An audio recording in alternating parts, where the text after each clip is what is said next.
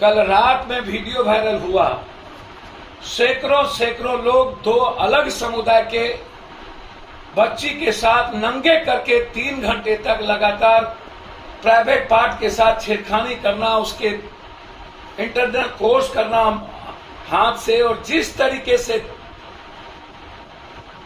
उस बेटियों के साथ, मां के साथ किया गया, दुनिया के में आज तक ऐसी घटना मैंने नहीं देखी। उस मुख्यमंत्री को एक दिन भी जीने का राइट नहीं है। क्या उसको चुल्लू भर पानी में डूब के नहीं मर जाना चाहिए? क्या ऐसे मुख्यमंत्री के खिलाफ सुप्रीम कोर्ट को अविलंब सख्त नहीं कर देना चाहिए? उस पर बलात्कार के केस लागू नहीं होना चाहिए क्योंकि उनके संरक्षण में बलात्कार किया गया, और वो खुद स्वीकार करता है कि एक नहीं सैकड़ों हुए हैं, हजारों भीड़ के सामने सामूहिक बलात्कार हुआ।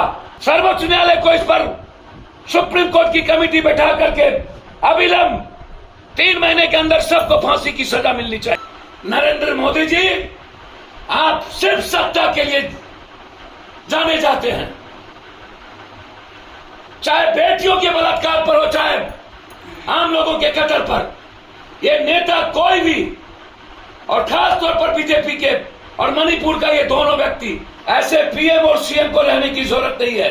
रिजाइन करना चाहिए नरेंद्र मोदी जी को, और सर्वोच्च न्यायालय को यह सवाल नरेंद्र मोदी जी से भी पूछना चाहिए था। मैं पहले भी कह चुका हूं कि जब एक सर्वे आया था नाथूराम गोडसे और महात्मा गांधी के बीच, जिसमें 53% लोगों ने महात्मा गांधी को लाइक किया और 47% नाथूराम गोडसे।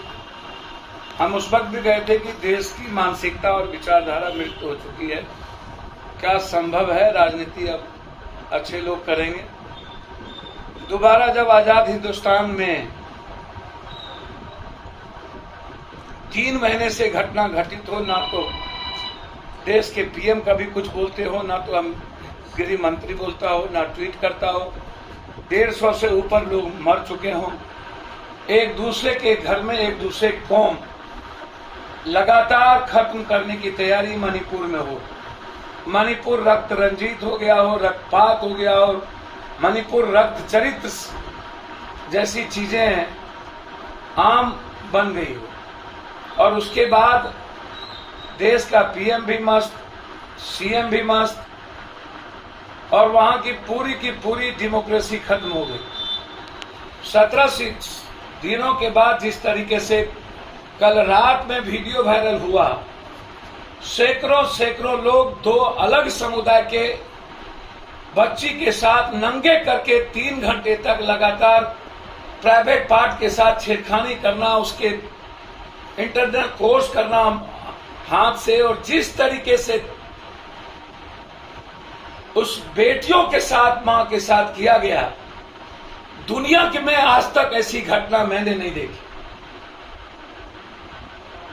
यदि ये वीडियो वायरल नहीं होता तो वहां के सबसे निर्दयी और निर्मम उस मुख्यमंत्री को एक दिन भी जीने का राइट नहीं है। सुप्रीम कोर्ट के सो मोटो नोटिस के बाद वहां का मुख्यमंत्री कहता है एक घटना नहीं घटी है, सैकड़ों घटना घट चुकी है। क्या उसको चुल्लू भर पानी में डूब के नहीं मर जाना चाहिए? क्या ऐसे मुख्यमंत्री के खिलाफ सुप्रीम कोर्ट को अविलंब सख्त नहीं कर देना चाहिए? उस पर बलात्कार के केस लागू नहीं होना चाहिए क्योंकि उनके संरक्षण में बलात्कार किया गया, और वो खुद स्वीकार करता है कि एक नहीं सैकड़ों हुए हैं। और पहली बार सुप्रीम कोर्ट के निर्णय के बाद हिंदुस्तान का पीएम मणिपुर का नाम लिया, और वो भी यह कहने में कि लॉ एंड ऑर्डर का मामला, कानून का मामला है। कभी उनके लिए दिल्ली के पर बैठी 3 महीना की बेटियां अपनी भीख मांगती रही, रेप की, एक बार नहीं बोले, और अब कहता है इतने निर्मम सामूहिक बलात्कार किए गए उस बेटियों का, हजारों भीड़ के सामने सामूहिक बलात्कार हुआ। आजाद हिंदुस्तान के सैकड़ों साल के नजदीक हम जा चुके हैं। कब यह कानून बनाएंगे सत्ता पक्ष और विपक्ष? ये हिंदुस्तान में किसी की हिम्मत नहीं हो किसी के परिवार और घर की बेटी और मां को देखने की, सोचने की हिम्मत नहीं होनी चाहिए।